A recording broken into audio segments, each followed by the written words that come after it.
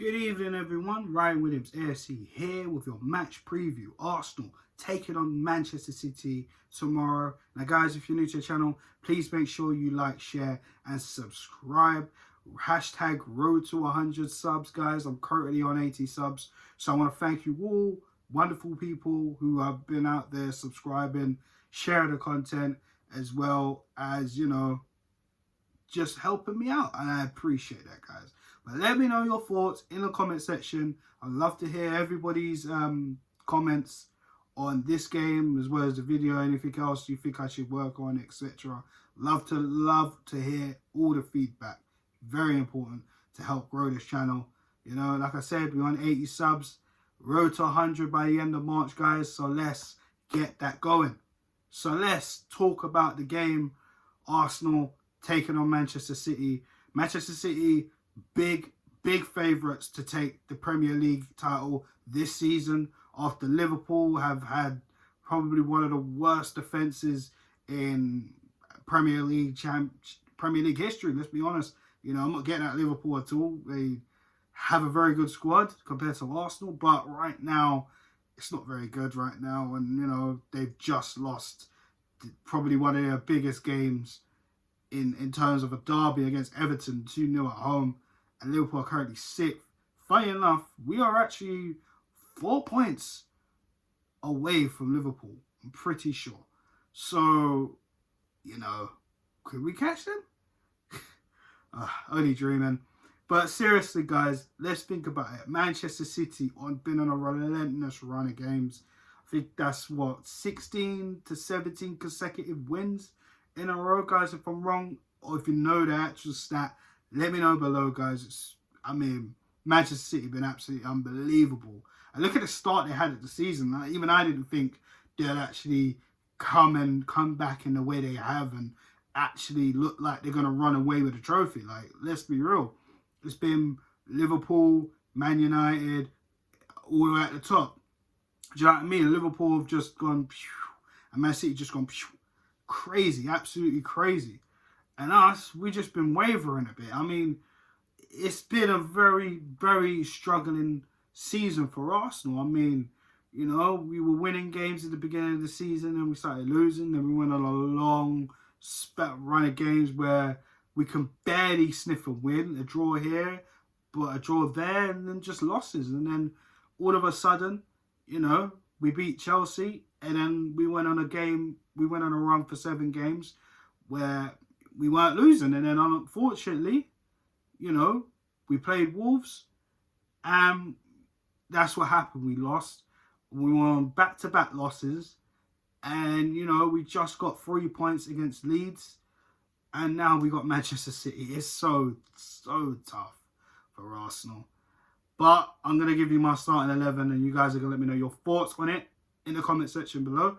And, I'd love to hear your starting 11 as well as your scoreline prediction. So let's get into it. In goal, Bernd Leno, who I think is important for us going forward. I would not risk Matty Ryan in this one, personally. I think we need to have our best players for this one. Some might be unavailable, but I think Leno, for me, needs to just keep on proving to everybody else why is the Arsenal number 1.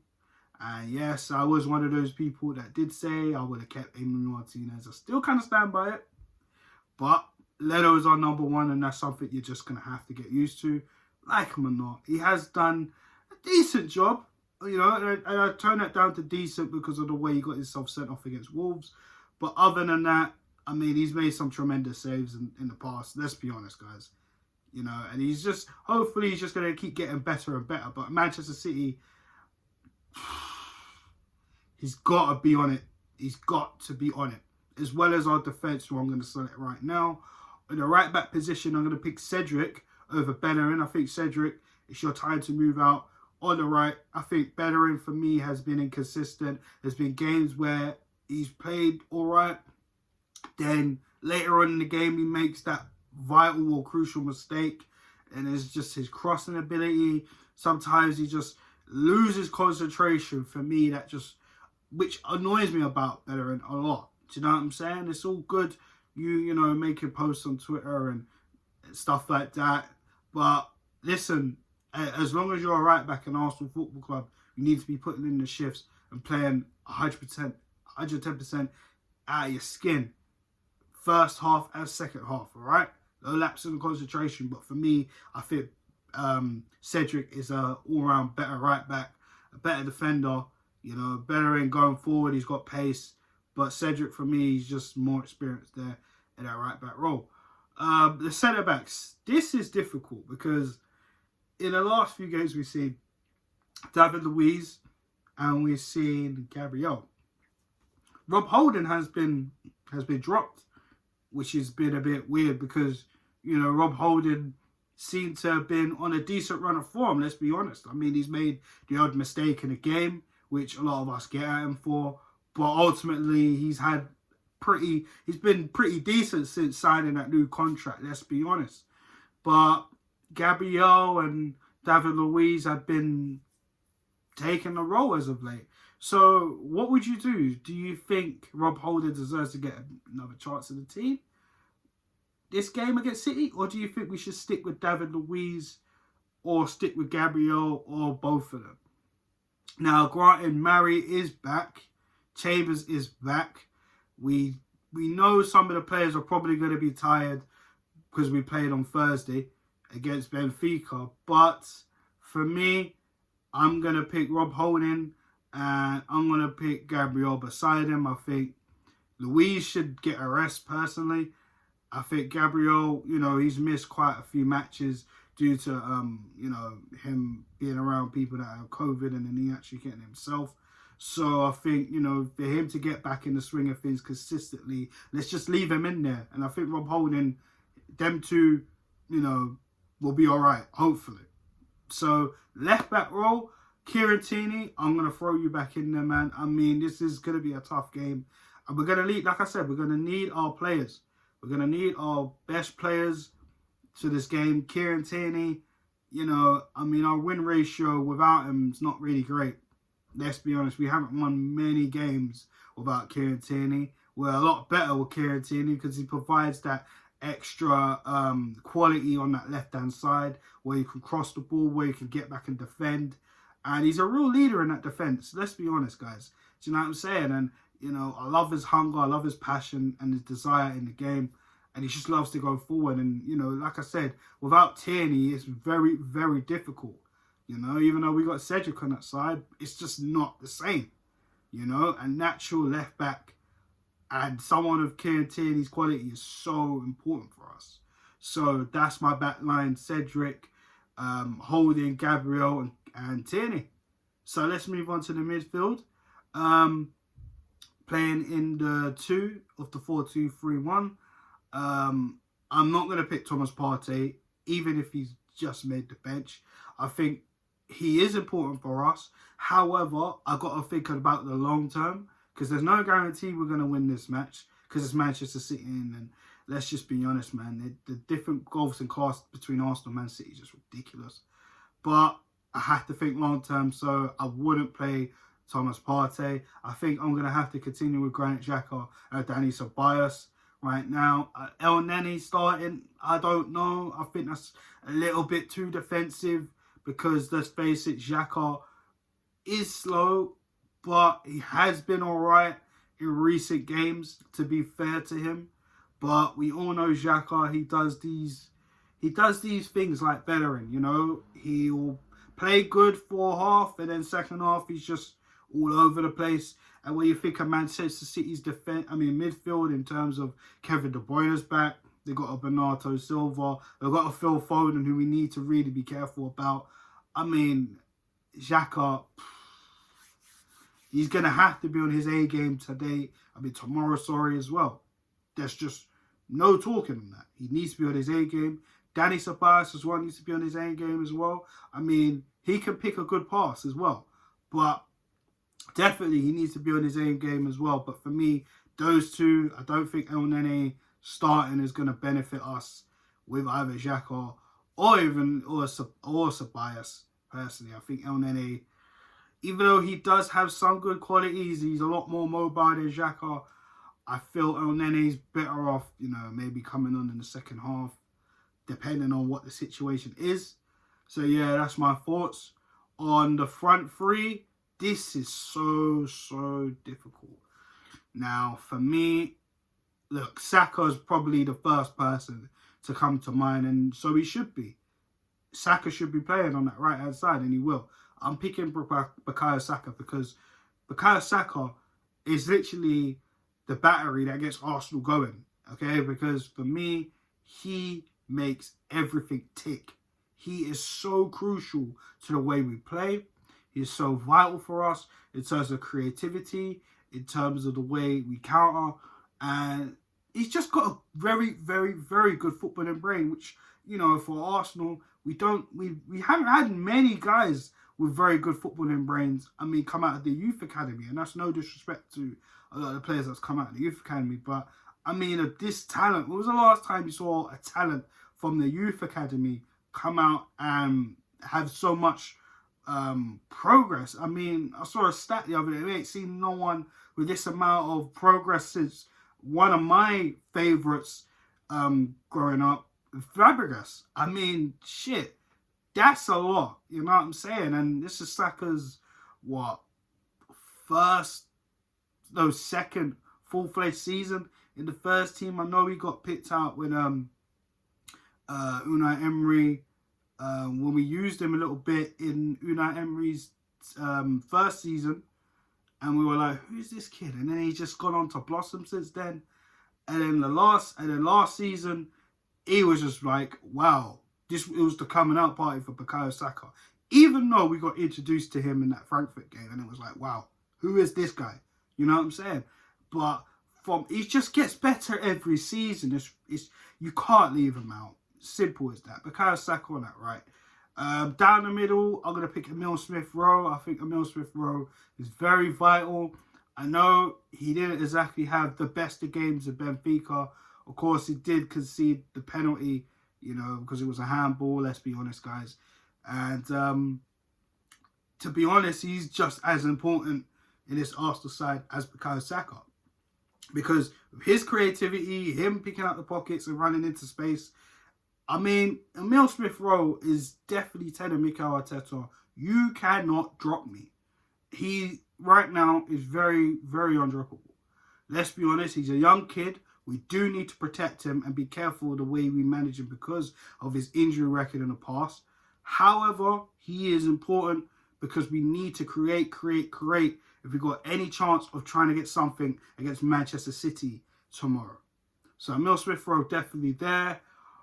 On the left, now this is where I scratch my head. How many options do we have? We got Martin Odegaard, who I felt was man of the match against Benfica, and he's been actually adjusted very well, you know, and I'm actually happy. I'm really happy to see that. Whether we keep him in the summer or not, that remains to be seen, and he needs to keep improving as well. And hopefully we can tempt Madrid and say, listen, yo, can we work out a deal here? Do you know what I'm saying? Let me know your thoughts in the comment section on Martin Odegaard, guys. We got Pepe, who hasn't been playing since the Villa game. Was it Villa? I think it was Aston Villa, you know. And let's be real, since he's moved out into that left-hand side, I haven't really been complaining about Pepe as much, you know, as I've been. But he needs to be consistent on that left-hand side, and this is what we need to see. So Mikel Arteta, you know, you need to sort out Pepe properly, you know. It was good that you move him on to the left, but in terms of consistency, you know, and he's making me eat my words because I talked about this before. I said, listen, we talk about consistency and, you know, he hasn't had proper run of games. I've kind of slowly started to turn around on that thing. Maybe Pepe has been unjustified on that, but Pepe needed to work hard himself. And so far, he's done that. So, Pepe too. Aubameyang as well didn't exactly put himself in the limelight against Benfica, but he did have a very good performance against Leeds in the previous Premier League fixture. And then we got Gabriel Martinelli, who we can utilise up front or on that left. So, I mean, for me, in terms of consistency, I mean, I feel we got to pay Pepe, man. I feel Odegaard, it'd be tough to drop him. you know, but we could bring him on for either Pepe or Emile Smith-Rowe as well. I mean, you can utilise Odegaard very well.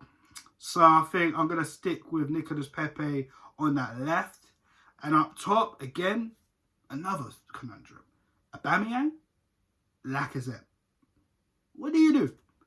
And maybe I'll say Balogun, because Balogun didn't play, or he even wasn't even on the bench for the under-23 games this week. So, against Man City, and unfortunately they lost. But, what do you pick? I am going to pick Lacazette. I think Lacazette has a lot to prove, and he needs to tell Mikel Arteta, listen, I should be ahead of Aubameyang because I've scored more goals. Well, he has actually. Aubameyang's actually surpassed him now. But, on form, Aubameyang getting that hat-trick against Leeds might waver a little bit. And Aubameyang is the captain, but I feel Lacazette really should be playing. And I think Aubameyang, you know, it's tough. It's tough. Because a part of me saying, no, it should be Aubameyang starting. Maybe I'll switch to Aubameyang. It's the first time you see me on video say this, but it's tough. It is so tough. Do you know what? Nah, I'm going to change my mind. I think Pierre-Emerick Aubameyang should start. I think Lacazette is the fresher of the two. However, I feel maybe, just maybe, we should start with... No. Sorry. I'm gonna keep how I thought it was. Lacazette. I'm sorry, guys. I'm so sorry. This is the first on Ryan Williams AFC I've done this. But Lacazette, for me, has to start. I think, you know, his hold-up play and his work rate is vital as well. And we know what he likes to do for the wingers, you know, and let them carry on and play, as well as Smith-Rowe. You'll drop off for Smith-Rowe and let Smith-Rowe just go up front and work his magic, as well as invite Saka and Pepe, you know, to cause some damage as well. And then we could bring Aubameyang on later. I mean, we have options. You know, Martinelli or Balogun. We have so many options in that forward line. But guys, that is my starting lineup. Let me know your thoughts on the starting lineup. And yes, I argue with myself. It happens, all right? But, but yeah, for me, this is going to be a tough game. Like I said, it wouldn't surprise me if we lose. Because like I said, City are just... It's too much quality, guys. But I'm going to go stick my neck out on the line and go for a draw. I'm going to go for 2-2. And yeah, that is me, guys. That's the video. That is the match preview. Arsenal taking on Manchester City. Guys, if you're new to the channel again, road to 100 subs by the end of March. We're on 80. Thank you for checking out this video. And please like, share, and subscribe. You know, 80 subs. We got to get to 100, guys. We got to get to 100 subscribers by the end of March. Let's keep that going. Arsenal fans, let me know your thoughts in the comment section. City fans, neutrals, let me know your thoughts in the comment section, guys. And I'll be back with the match reaction after the game. So Arsenal, let's go out there and do our best, because this City side is absolutely relentless. Have a good night, folks. Peace.